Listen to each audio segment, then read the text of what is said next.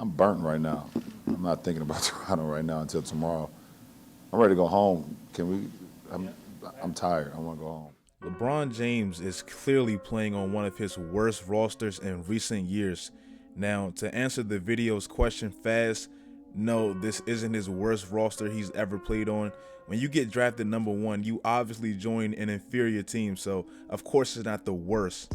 But in this video, I wanted to look and see if I can decide if this 2018 Cleveland team is actually worse than the 2010 Cleveland team he left, because everyone is speculating that he might leave this Cleveland team and all that stuff. So is this team that he might leave worse than the team that he left in 2010? Is it actually worse?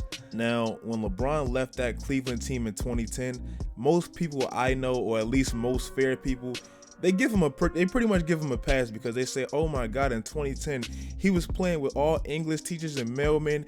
Everyone was washed up. Dan Gilbert wouldn't give him a second star. But, well, let's look at that roster that he actually left. Their starting point guard was Mo Williams, who wasn't amazing. He wasn't a great player, but he was solid, and he and LeBron had incredible chemistry in their time together, and he actually made an all-star team, and he was pretty solid. He can shoot, and he was just a good teammate for LeBron, I can say. Their shooting guard back then was Anthony Parker, who's Candace Parker's brother, just in case you didn't know. That's a fun fact.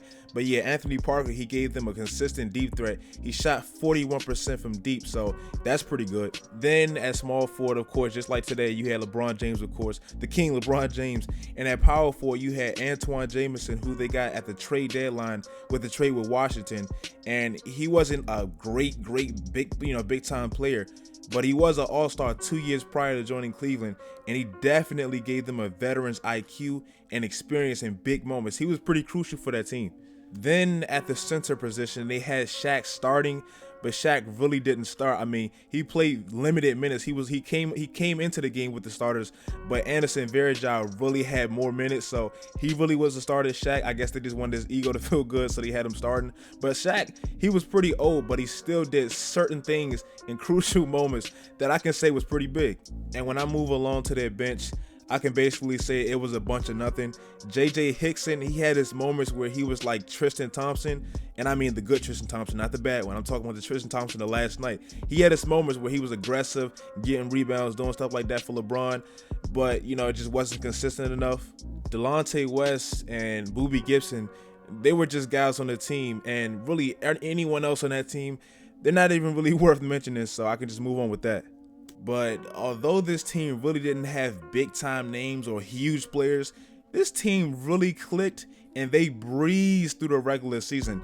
They had the top seed in the entire NBA. They had the MVP LeBron James. They won 61 games. They had hella fun, and they were actually a threat to anyone in the NBA, or so it seemed.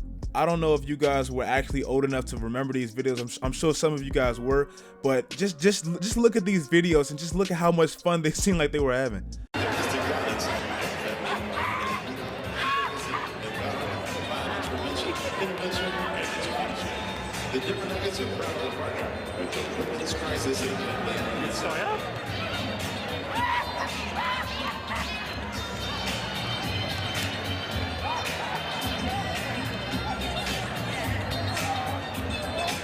And if you remember that, you definitely remember when he was dancing with Danny Green and stuff.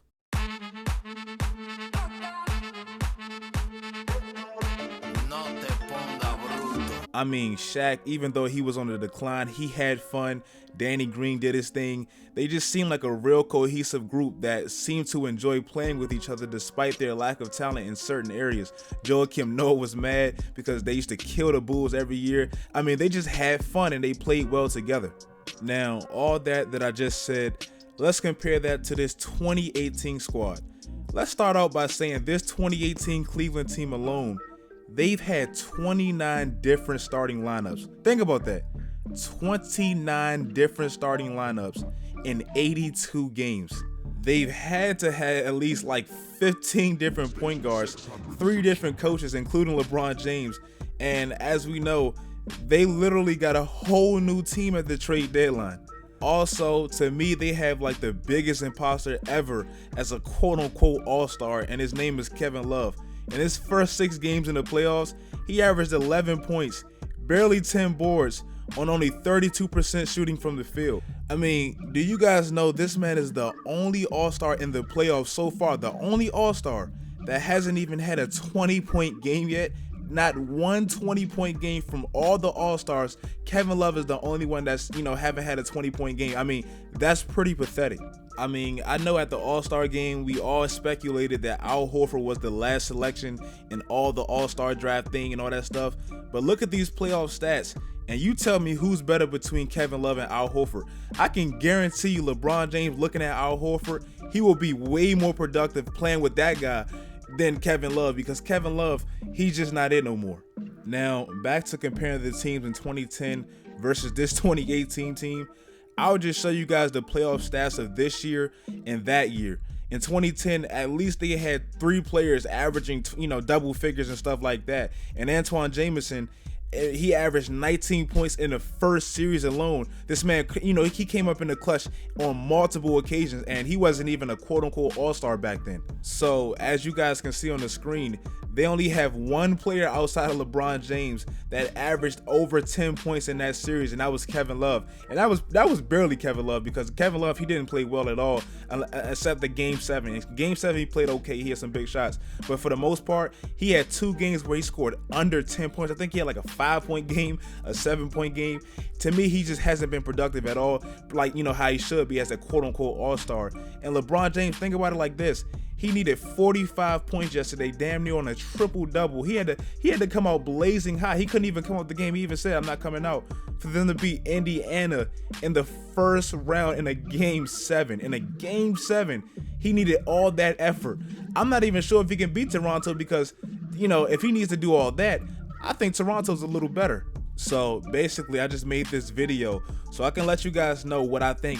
I actually think this 2018 team is worse than that 2010 team that he left, because like I said, back then, at least he had experience. That team was cohesive. They worked well together. I think they like one another.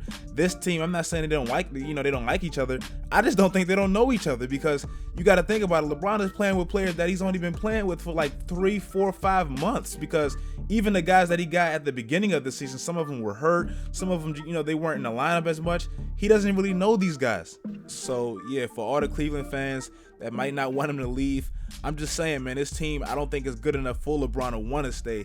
I hope he doesn't come. I hope he don't come to my 76ers, because I don't like that. I don't like that fit, to be honest. But I think he should leave probably if this is what he's working with, because he's not going to finish his career with a championship ever with this team. Not with this team. They need 2, 3 more All-Stars with this team, because Kevin Love isn't an All-Star.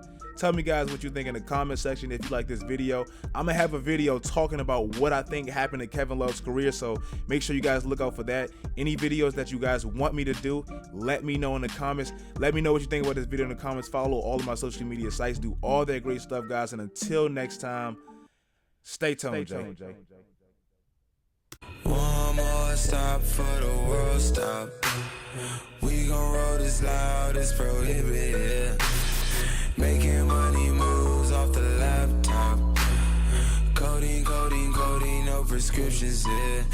It's okay, it's alright. We gon'